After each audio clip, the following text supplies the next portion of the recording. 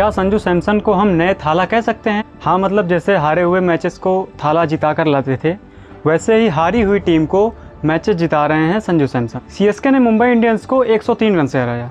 और अगर score board देखते हैं तो हम ये देखते हैं कि संजू सैमसन ने भी 101 रन बनाए थे, यानी संजू सैमसन केवल 2 रन पीछे हुए, बाकी वो मुंबई इंडियंस को निपटा चुके थे। अब जिस पिच पर संजू सैमसन की इस इनिंग को लोग कह रहे थे कि भाई बहुत स्लो खेला, उस पिच पर अगर आप पास्ट मैचेस के स्कोर बोर्ड देखेंगे तो भाई ये समझ आएगा कि इस पिच पर कोई और रन बना ही नहीं पाया है संजू सैमसन के अलावा। ये कुछ वैसा ही है जैसे संजू सैमसन टीम इंडिया को क्वार्टर फाइनल, सेमीफाइनल और फाइनल जिताए थे।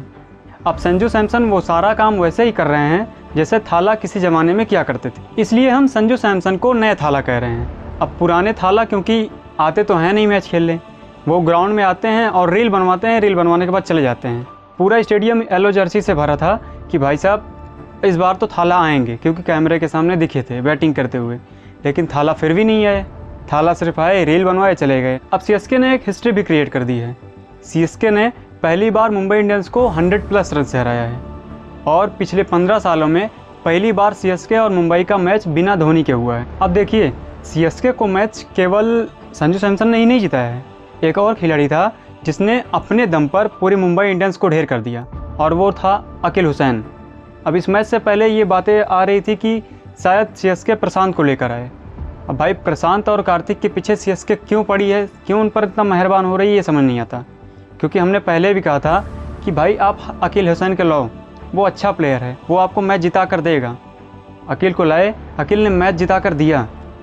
क्योंकि देखें तो अकील हुसैन और नूर अहमद की जोड़ी एक डेडली कॉम्बिनेशन बनती है, लेकिन वही बात है, सीएसके राइट प्लेइंग 11 न खिलाने की वजह से पिछले के मैचेस हारे हैं। अगर वो राइट प्लेइंग 11 खिलाता शायद उसके पॉइंट टेबल में अंक कुछ और अच्छे होते। जैसे उर्विल पटेल को क्यों नहीं खिला रहे हैं, ये मेरे समझ से बाहर है, क्योंकि भाई साहब उसने सैयद मुश्ताक अली ट्रॉफी में सेंचुरी मारी है।